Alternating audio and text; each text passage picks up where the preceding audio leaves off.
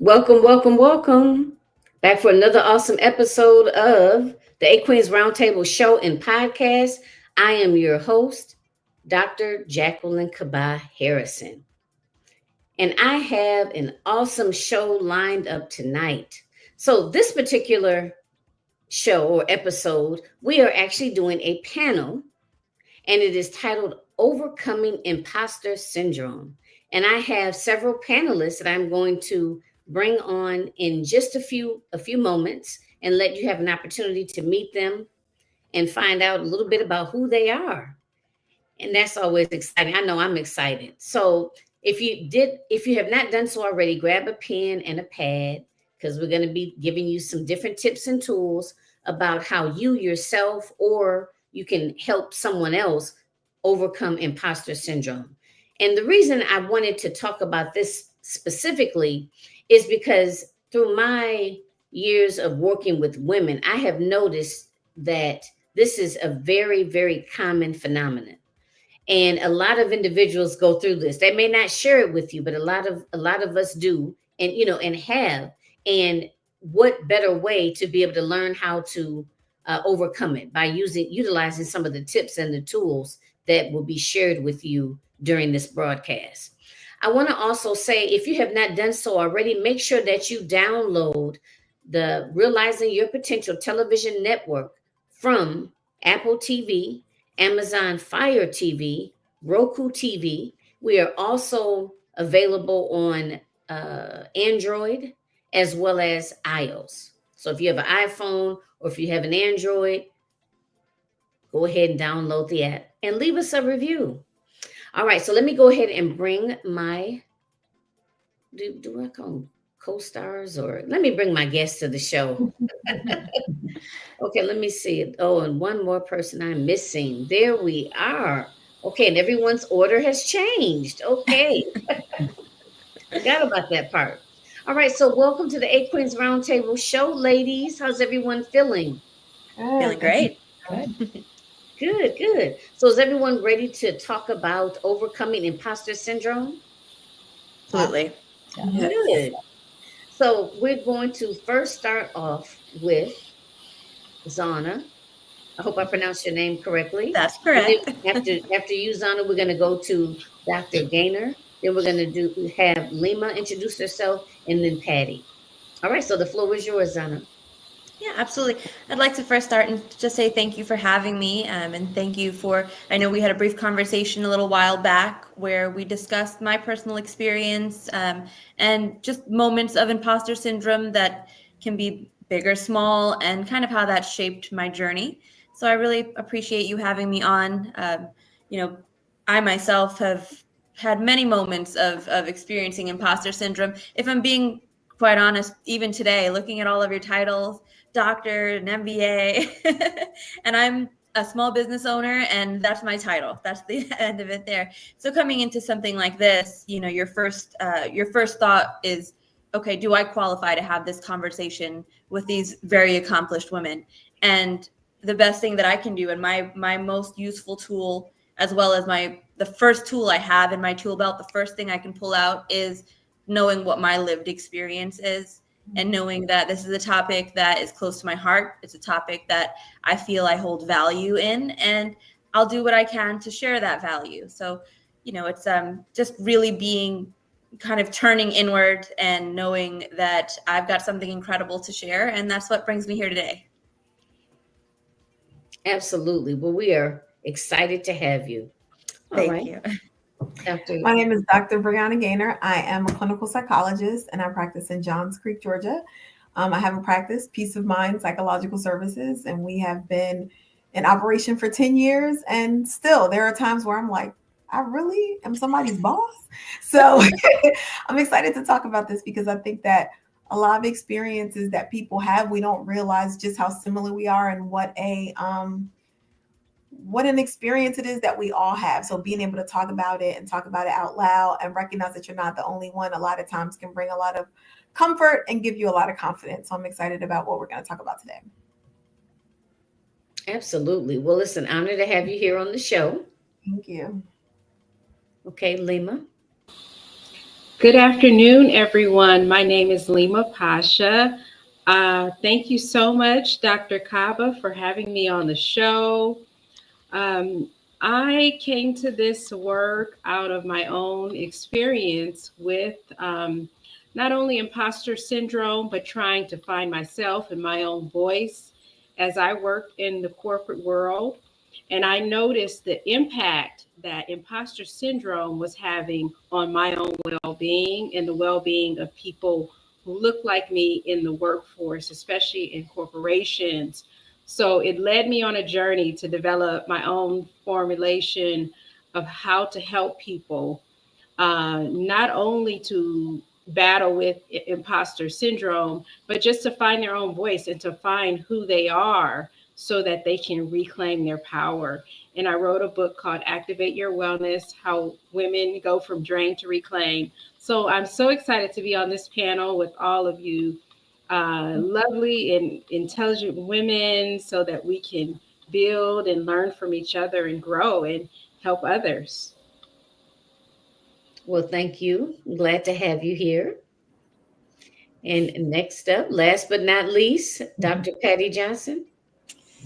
Yes, thank you, Dr. Kaba-Harrison, for having me on and meeting these wonderful group of people. I'm so excited to get into our discussion. But I'm a psychologist as well with my own practice. And yes, I also am like, I've been in for 5-6 years, kind of really started going right before COVID. So that was, very challenging. And talk about imposter syndrome. It's like, oh, well, we're all in the same boat now, like, psychologist or not, or whatever the titles, whatever work we do. I think it was just a challenging time for all. But yeah, it's like in my role, I am guiding healing, but at this very same time, I'm like, am I doing this well? Am I doing it right? Am I doing the right thing for this particular person? And so, yeah, even sometimes as I'm talking about imposter syndrome with a patient, I'm also like, yep, and that came up for me earlier today, or a week ago, whatever it might be. So excited to talk about this. Well, great. Well, welcome to the show. Welcome all of you to the show. And this is so much fun for me because I like bringing different people together to talk about very relevant topics. So I'm a therapist, and well, I actually have my graduate degree in social work, but for the last few years, I've been working specifically in community mental health. So in community mental health, or the clients that I see, in that arena, as well as even in my personal life or through my business, even interviewing, different women when I first started my show, I found that even if the individuals don't really know what it's called, because sometimes like a lay person may not necessarily know, oh yeah, I'm suffering from imposter syndrome. You know what I mean? But as you begin to talk to them, you yourself, or we're able to identify it. And I found that it has come up so frequently. And I'll share this tidbit, then I'll open it up. And then Zana will, you can go ahead and share first. But the first thing I want to mention is what I have found is I've interviewed and collaborated with a lot of women that have extensive, careers, working in leadership, supervising, departments, and, running Fortune 500 companies. But when it comes to starting their own business, because they are in kind of uncharted territory and everything is new, they tend to have a lot of self-doubt, and they question themselves a lot. And I have found that this is something that comes up a lot, and it's in a lot of conversations. And like I said, a lot of times people may not mention it, they may not talk about it, but it's all going on in here, and it has an impact on basically how we show up in our business. So that's why I want us to talk about it, because it does impact how we show up in our business, and if we stay motivated, keeping our motivation levels up, because we know that in this realm of entrepreneurship, there is a lot of ups and downs, and a lot of times you just kind of sit scratching your head saying, should I just throw in the towel? Yep. So that's why I'm so glad that we're all here to talk about this. So I'm going to go ahead and, as my son's kindergarten teacher would say, I'm gonna zip it, lock it, put it in my pocket for a moment, and go ahead and open up the floor. So, Well, I just have to say, I think that, exactly what you said. It's before knowing what imposter syndrome is called, we've all experienced it to some degree or another, within, depending on what's going on in our lives or what we feel we might not be able to accomplish, what our fears are. And, speaking to my own personal experience, before I knew it was called imposter syndrome, I felt it, and I felt the challenges, and I felt the fears that came with that. And without having a name to put to it, it really makes you feel a little more isolated. You don't realize that, hey, everyone is going through it in some way or another. And then you start to doubt yourself in other ways, and it starts to build up. So you go from, hey, maybe I'm not good enough for this, and maybe I'm not good enough for that, or maybe I'm not, maybe I'm, taking a wild risk here, and you fall down this rabbit hole where it really affects your self-esteem, because you're thinking you're the only one, and no one else is understanding what you're going through, and maybe you're just not as good as they are. They seem to be really, making it, and they're doing amazing, and you love to watch it, but you're also feeling a little down about yourself. Then to have things, whether it's programs like this, or it's programs that I went through myself, to learn about it, and it really helps you to identify the issue and then take the steps to correct, or take the steps to kind of mitigate what those negative effects might be. So programs like this are so vital to have that exposure to these types of issues. I myself went to a personal and professional development retreat, which is what taught me to recognize what it was that I was feeling so often. It also taught me that everyone in that room was feeling it as well. And we were equipped with the tools from that retreat to go into the world, and not to say you're not going to experience it, but you're going to, and now you have some tools in your tool belt to help you figure out what to do from there. So that's what's honestly helped me to decide what I wanted to do with my life, and what I wanted to do with my purpose and my energy. And that's where the Retreat Queen was born. It was born from myself attending that retreat and knowing that these types of events and these types of things are here to benefit people in one way or another, whether it's health and wellness, whether it's personal and professional development, whether it's, opening up your horizons and learning to cook, learning photography, jumping off the side of a cliff, whatever it might be. There's a group of people there that are interested in the same thing you're interested in, and they're facing, if not the same challenges, very similar challenges to some degree or another.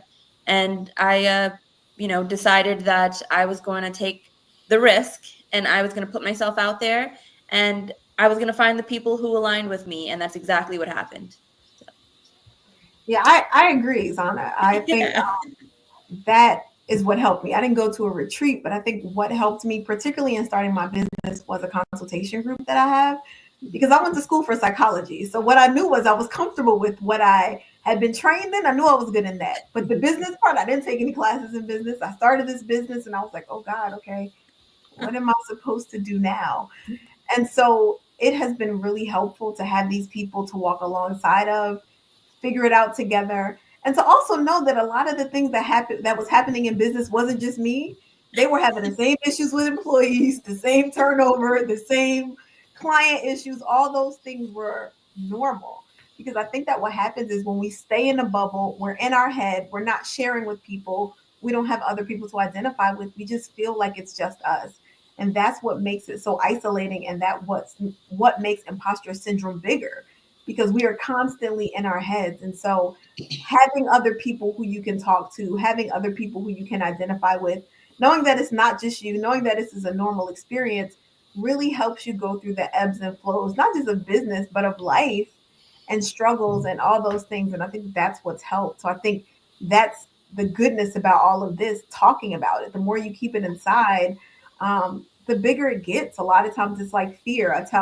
When I used to do therapy, I would tell clients, the monster gets bigger when the light is off. You're not paying attention, you're scared, but when you turn the light on, it gets smaller, because you're really kind of pushing yourself and you're addressing that thing that you're scared of. So the more that we can bring it out in the open, we see that it's really not as scary or just as isolating, or it's not just as individualized as we may think that it is. And just a real quick tidbit is that, like you said, it doesn't necessarily have to be entrepreneurship. Yeah. It could just be a new role in general. Maybe you are, you just joined a new church, or, you have a new position at church, or maybe you've just recently gotten married, so you're transitioning into the role of a wife. So it doesn't necessarily have to be just entrepreneurship. Yeah, but just something that you're not sure of, something that's new, something that you don't really feel confident in. Yeah. Any of those things can lead to this. Mm-hmm. Absolutely. Wow. Thank you. Thank you, Dr. Gaynor, for pointing that out, that, the fear makes imposter syndrome grow, and not talking about it and not sharing it. You can hold that in your mind, and it can turn into both physical and mental ailments. If you're thinking, judging yourself and judging others without having any type of outlet for that sort of thought pattern, that could be really debilitating. And from what I've heard, imposter syndrome impacts up to 70% of people. So it's a huge problem. And especially women and African-American women, some of the things that it could be characterized by are the superhero syndrome, where you have on your cape and, no one can help you. You have to do everything all on your own. And that impacts you so greatly. And then also the perfectionism. You have to be perfect. Your hair has to be a certain way. You have to speak a certain way, do all these things before you feel confident in yourself and your own body. And just, the third thing is that self-doubt, that constant self-doubt. So I share with people 3 impactful tips that they can use for themselves to get kind of out of that spiral, because I know that I myself have been there. And it's not about perfection. Once you learn the tools to get past imposter syndrome, you have to continuously practice. So what I tell people is not about perfection. It's about daily practice, daily habits that can help you in an environment that could be designed to make you feel uncomfortable. If you're in a place where you are, it's designed so that you don't feel good about yourself.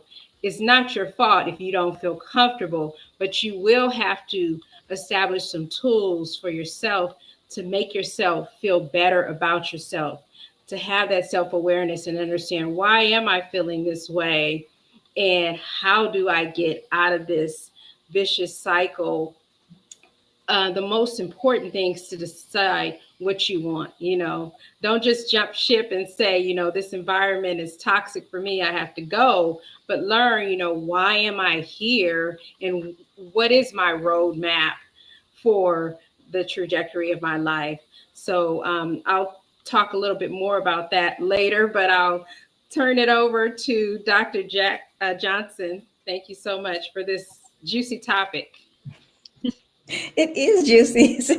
I'm thinking, thank you, Leema, for mentioning, especially, some of the things we might not talk about necessarily, but we feel, or we talk about them at home with like our most trusted people, about how, we kind of feel like, growing up, I was born here. My parents are immigrated from India, and, I felt like an imposter all over the place, because they were like, well, you're American, you were born here, so you're just as, you're the same as the kids that have been here and all of that, but it didn't feel that way.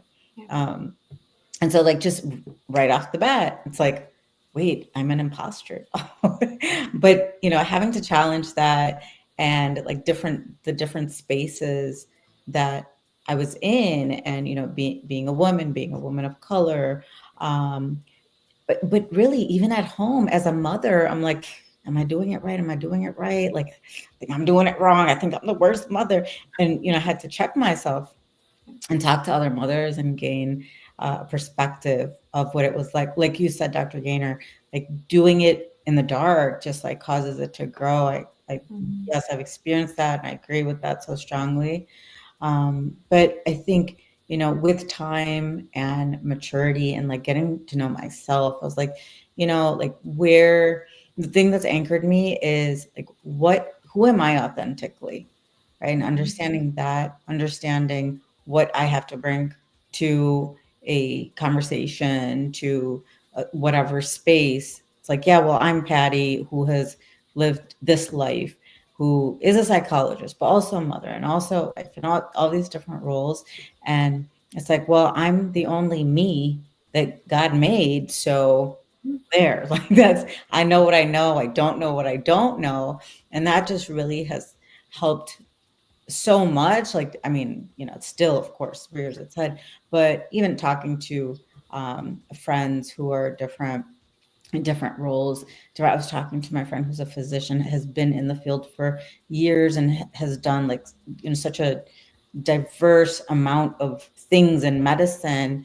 And he was asking me about imposter syndrome one day. I'm talking to him and I'm like, and that's the moment where I actually, because he was telling me that he has experienced it. And he's like, oh, I got it so bad during COVID again, so that was really testing him in terms of like, what am I even doing? And as I'm talking to him, I'm like, oh yeah, me too, and just when you think like, no, I think it's gotten better. It's like having to anchor again and say, wait, like, who am I authentically? Who do I know I am? Who do the people closest to me know I am? I think that just like really is it's like a lie buster, an imposter syndrome lie buster for me. Absolutely. I agree with that completely. It's the first tool I reach for because it's the one thing I know, deep inside, like you said, Leema, your authentic voice. I mean, that's what's going to carry you through all of this, what your authentic voice is telling you.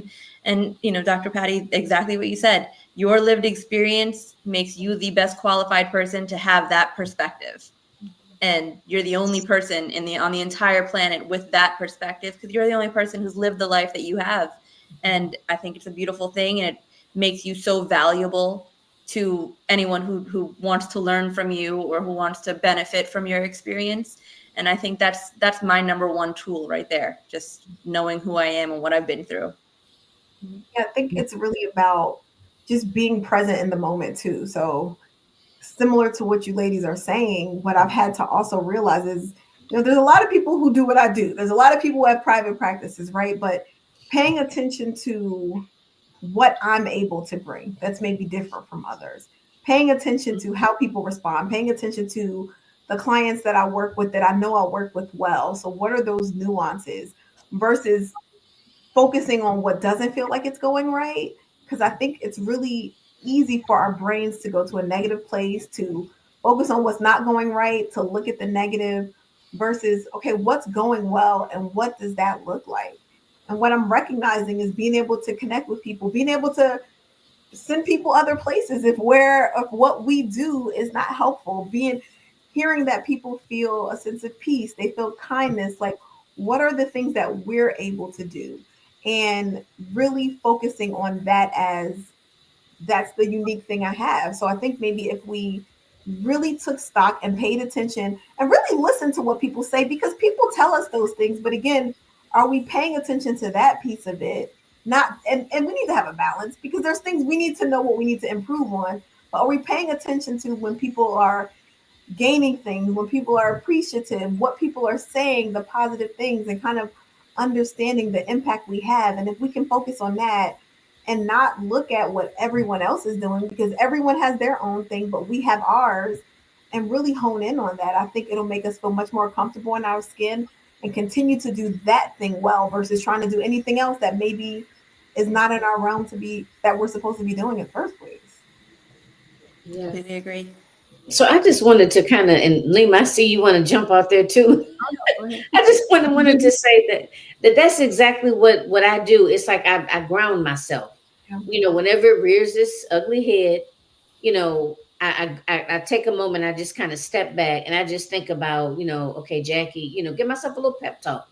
You got this. I think about some of my wins. I think about, there were times before in the past. I don't know. Remember when I first started this business? Like when I go back and look at some of my videos that I did in like 2016. I'm like, oh my God, what was I thinking? You know, they were dark. I was like looking down at the, they look crazy, basically, So it's like I give myself a pep talk, and just like everyone has said so far, it's not going to go away. We don't expect it to go away, but now we have the tools in Yeah. order to deal with it and be able to not allow it, not let it get us stuck, or so to the point where we just kind of, bow out and just quit, where we're able to work through it. It's really what we want. So Leema, you were going to say something, and then I have a couple of questions that I want to put out there to the group. Okay. Okay. Thank you so much. I like how you, Dr. Gaynor, you talked about focusing on the positive, and that kind of ties back into mindfulness a lot, that self-awareness and focusing on the positive, learning to get away from this mindset of where we focus on what's going wrong, what I'm doing wrong, and that can get you in so much anxiety and so much pain. So that's one of the tools that I preface to people, is to be mindfully aware of yourself and your body, what you're feeling, what you're thinking, so that you can kind of train your mind to stop thinking those negative thoughts over and over again that can cause you to spiral out of control. So I wanted to tell you a little bit about my background and why I came to this mindfulness training. I worked in the public sector as a public affairs executive for over 20 years. And most of the people that I work with were like elected officials and different things like that, and trying to promote programs and services for cities and counties. And, working in that environment from even in my early 20s, that's an environment that can make you feel sort of like an imposter, where you feel like you have to be not really seen and heard. You're kind of in the background trying to make everything go smoothly, and you're not able to listen to your own voice. But I learned that that environment was so much a great preparation for where my journey would lead me. When I was in that work environment, I did develop something where my heart was racing very fast, and I found out that it was called supraventricular tachycardia, and that led me to be really conscious of my well-being. I developed a coaching certification, and I went on to study mindfulness, and now I help support people so that they can understand how to do a body scan on themselves, understand, if your head is hurting, your different things are going on within your body before you get to a place where you're burnt out and all of that. So I'm just happy that we're here to discuss this topic, and that we're teaching people that they don't have to stay focused on the negative, and that they don't have to be in a place where they don't understand who they are and where they really want to go in life. So back to you. Thank you. Did anyone else want to share something in particular, piggyback? Okay. So one of the things I was going to mention is that, no, so my son is getting real rowdy in the background. Go back on mute again. So I'm thinking, what do you guys think the impact is that social media has on imposter syndrome? Because I I believe, or at least from what I experience, is that I begin to feel, sometimes less confident, or start to kind of doubt myself when I, like, go on social media, and maybe it's someone that, maybe, I don't know, like there's a couple people, a handful of people that we were like all in a group coaching program, like back in 2016. And like sometimes when I'm, looking online, and it looks like like their business has expanded, and just things of that nature. So I know the impact that has had on me. So I just kind of want to get a feel for, like, have you all ever experienced that, or do you work with some of your clients that have experienced that? And like, just overall, what do you think, if any, impact that social media has on this whole idea of imposter syndrome? Yeah, I think social media is one of the biggest detrimental things to our self-esteem. It can be, I should say, it can be if you allow it to. It helps, like you said, Dr. Gaynor, if you're looking for reasons why you're not measuring up, or you're looking for those fears, you're going to find them.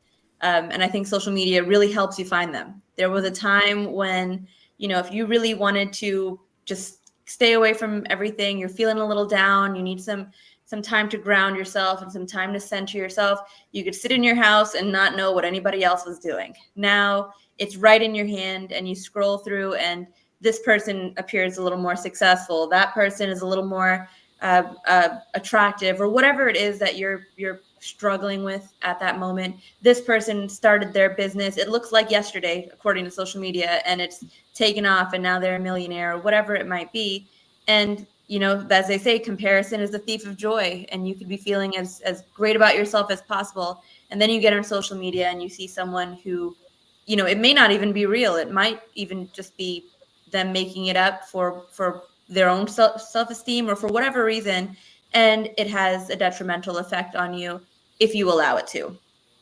And it's, easier said than done to not allow it to. We're all human, and we're all going to kind of hold on to, you see it and it immediately hits you.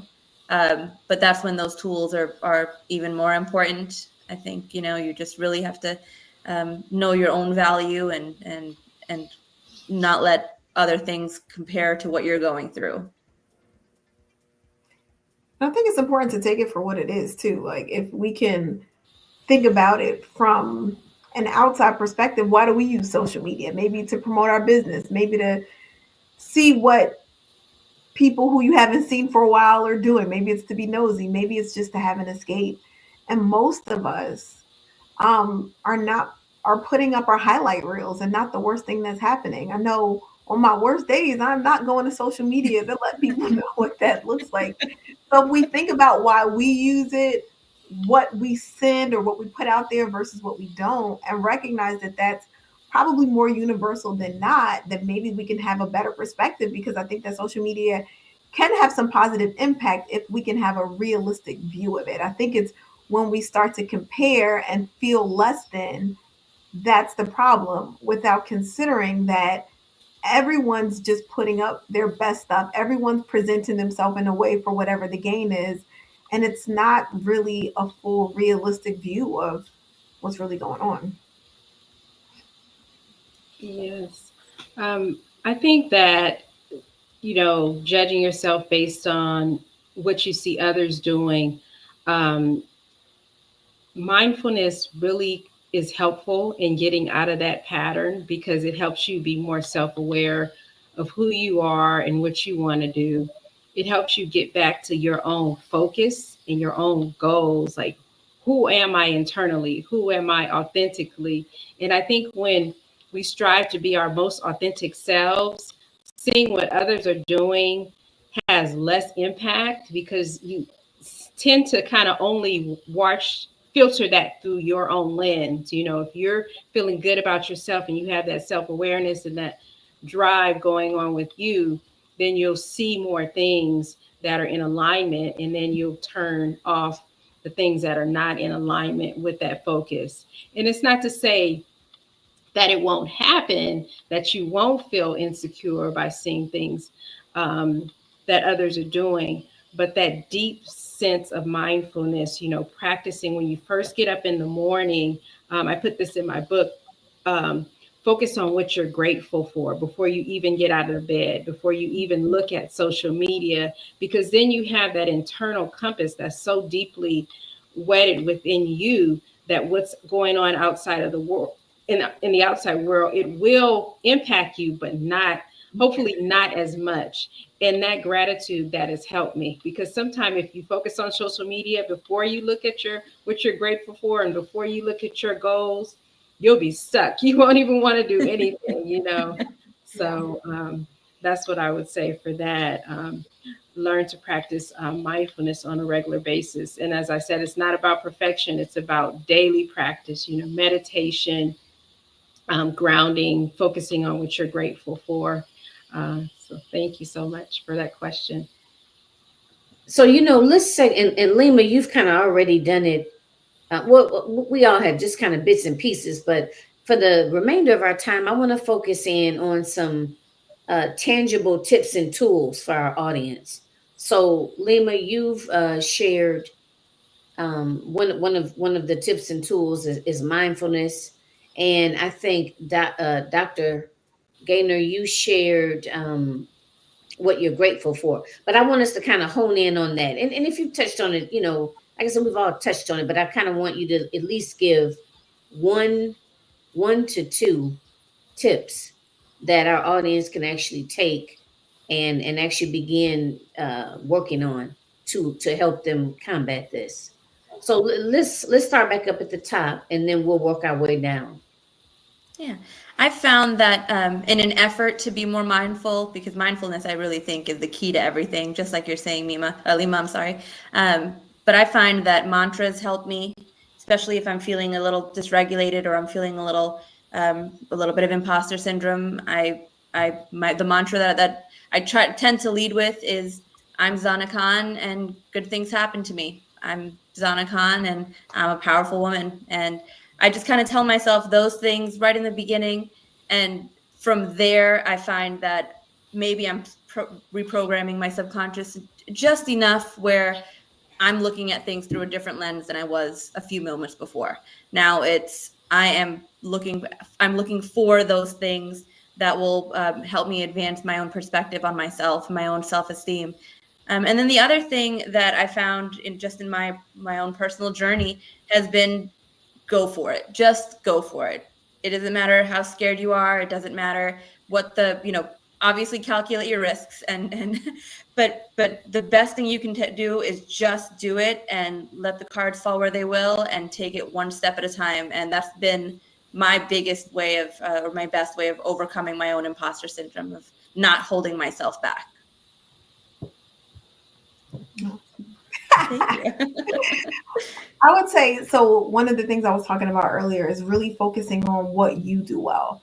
So I would say really being aware, paying attention in those moments, the situations that come to you, the times where you hear appreciation, the things you see yourself flowing with that come easily, that you would probably do if you weren't paid for it, the things that you enjoy from your heart that you're just able to do seamlessly, and how that weaves into what you're doing every day. And kind of write that down, because a lot of times we need encouragement to remember, what are the things that make me unique? 10 people could do the same thing, but again, I'm me. So no one can do things the way I'm doing it. But how do I do it? What are those special things about me? And reminding yourself of that. So I think when you write it down, you kind of have a visual representation, and that helps you so you can go back to it and remind yourself and kind of refocus yourself when you get off kilter. The second thing I would say is celebrate yourself. I think we celebrate all the people, all the things, and we don't celebrate ourselves. But what if you actually did the same thing that you do for others for yourselves? We are the biggest cheerleaders. We make sure everyone's good. We are the greatest friends, the greatest partners, the greatest mothers. We do all the things, but we don't tend to do those things for ourselves. So what if we made ourselves as much a priority and celebrated our wins as well, so that it also kind of is telling our brain that this is important, what I'm doing is great, I want to continue, and I feel good about it. And it's helping to build your self-esteem and also build your sense of stamina. So when things get hard, you kind of have the unction to just continue to go, because you know that you're doing a great job. And a lot of times, if we could tell ourselves that and be more confident in that versus waiting for other people to tell us, I think would really help a lot. Yes, celebrate. And I want to remind everybody that it's the holidays. Happy holidays, everybody. Celebrate. You almost made it through the whole year. So that's a powerful one. Celebrate yourself. Absolutely.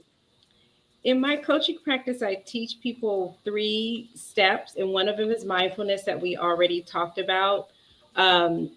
and the most powerful one that I didn't talk about yet is visualization. That has been such an impactful tool that I've used.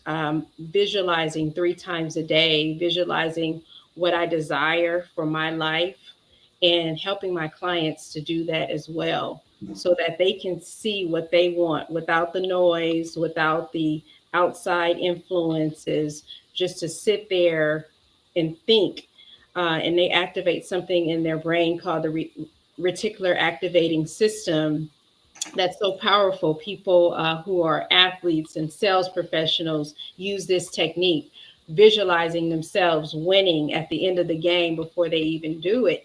And then when you step out of your home to make those sales meetings or professional things happen, you've already imagined yourself winning at that. And you've already seen your long-term goal for how this is going to impact you for 5 years, for 10 years.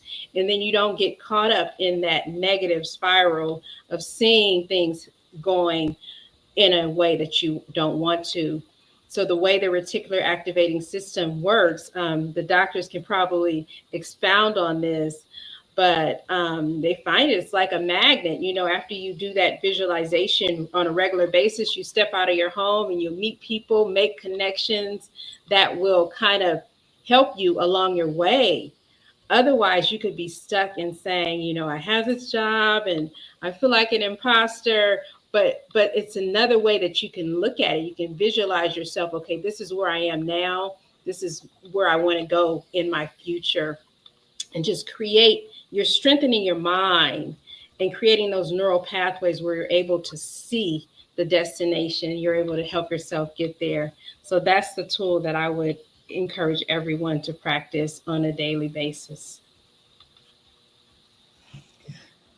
I love that you've been pulling mindfulness into the discussion because it's such a big piece. And one thing that, well, you tapped into this as well, talking about the brain and also how we respond physiologically when we're experiencing imposter syndrome, or even, you know, that's a form of anxiety about something, about performance, right?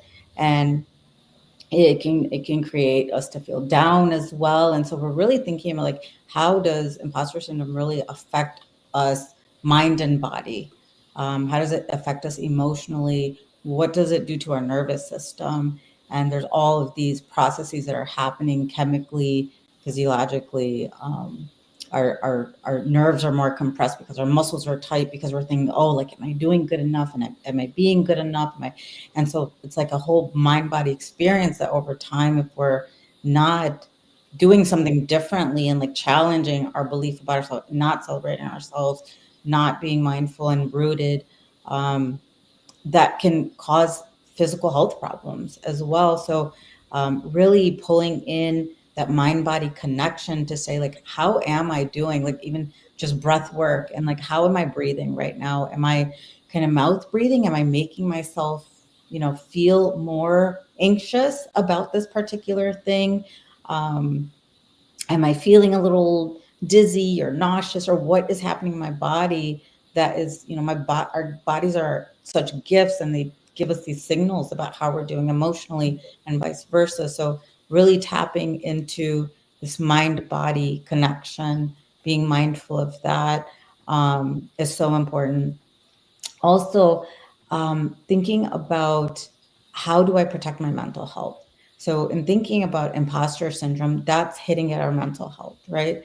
It's hitting at, like, who am I as a person in these different roles? And so I say, you know, like, when I'm talking to a patient, or even for myself, if I'm feeling more anxious about, like, I don't know, something on the news or something that I've seen in social media, and I'm like, oh, like, that person really rocked it on their author page, and I have how many likes on this post about my book? Oh, 0. Cool. That, like, being disappointing, yes, but then grounding by saying, okay, like, how much is this affecting my mental health? And mindfully using social media, like you said, Dr. Gaynor, it's, you know, there are benefits, and I mean, even in terms of how much we talk about mental health now, so really, really beneficial in some ways, and then in other ways, it's like, okay, I'm going to very mindfully put down my phone and disconnect off of Instagram. Even like television, and how much we watch media and just all the information that streams. It's like, am I protecting my mental health and my energy?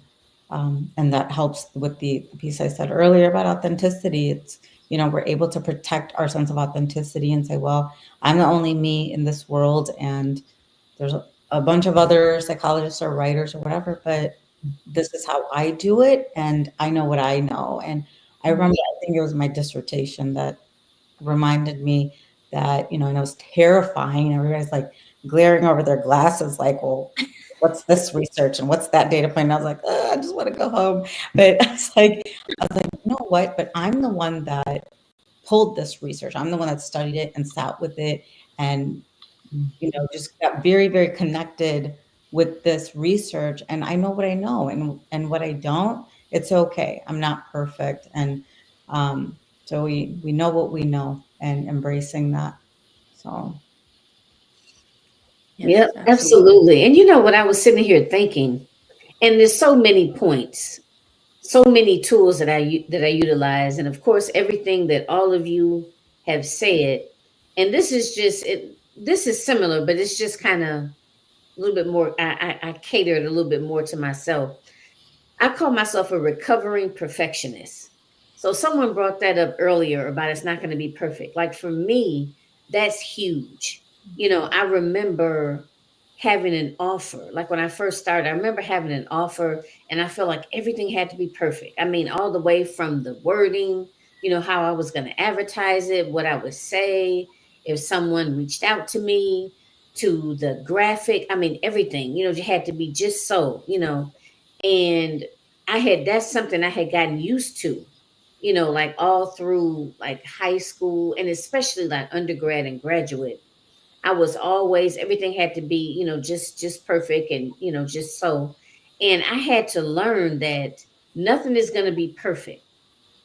And that whole idea of, perfectionism and what is it? Fear of failure. A lot of people, they don't even want to put an offer out because they fear that, oh, what if no one likes it? What if no one buys it? What if someone thinks it is, somebody says, oh, well, that's stupid, things of that nature. So a lot of times people, hold on to something because they fear how other people are going to respond. So for me, that whole just dismantling, that whole idea of something being perfect, or the whole idea of failing, so I completely just remove that, like, from my whole thought process. If I put out an event or a retreat or a book or whatever it is, and I never consider something a failure. I always look at it like I produced a result, and based on what I produced, after I take a look at it and I analyze it, there are, like, whatever worked well, I continue that. Whatever didn't, I kind of go back to the drawing board, just kind of tweak it. So for me, my biggest tool is of just getting that whole idea of something being perfect or flawless, and getting that off the table, as well as the whole idea of fear of failure, something failing, or something being an epic fail or a flop. And I found that once I kind of removed that from my from my consciousness, that really allows me to really kind of hit the nail on the head in terms of the whole imposter syndrome. And not saying that it still doesn't happen, but when it does, I kind of ground myself, and I think about who I am and how I show up as my authentic self, and then I kind of guide myself down that whole path of, look, Jackie, it's not going to be perfect. Don't expect it to be. And, there's no such thing as failure. You're going to give it all you got. And once you've given something all you've got, that's all you can do at that time. And then after that, you can, take a look at it and, go from there and see what you're going to do differently. So I would say that that's my biggest piece of advice. So hopefully those of you out there listening, that you can take something from each one of us and be able to utilize that, and basically, put it in your arsenal or in your toolbox.